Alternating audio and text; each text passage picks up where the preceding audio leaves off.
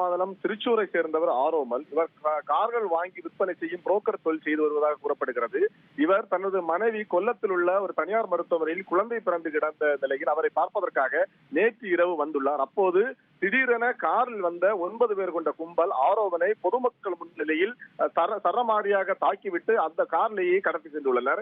இது சம்பந்தமாக ஆரோமலின் உறவினர்கள் இரவிபுரம் காவல் நிலையத்தில் புகார் அளித்த நிலையில் போலீசார் துரிதமாக நடவடிக்கை மேற்கொண்டு ஆரோமலை மீட்டனர். அதோடு மட்டுமல்லாமல் கடத்தல் ஈடுபட்ட 4 பேரை கைது செய்தனர். மேலும் இந்த தப்பி ஓடிய 5 பேரை தொடர்ச்சியாக தேடி வரக்கூடிய சூழ்நிலையில் முதற்கட்டமாக போலீசார் நடத்திய விசாரணையில் ஆரோமல் இந்த கடத்தல் ஈடுபட்ட நபர்களிடமிருந்து கார் வாங்கி தருவதாக கூறி பணத்தை வாங்கிவிட்டு ஏமாற்றியதாகவும், இது சம்பந்தமாக அவர்கள் புகார் அளித்தும் போலீசில் வருவதாகவும் ஏமாற்றி வந்ததாகவும், இதன் ஆத்திரத்தில் தான் நேற்றைய தினம் இரவு வேளையில் தனது மனைவியை பார்க்க வருவதை தெரிந்து கொண்ட இந்த கும்பல் அங்கு வந்து ஆரோமலை கடத்தி சென்றதை ஒரு செய்தி தெரிவித்துள்ளனர்.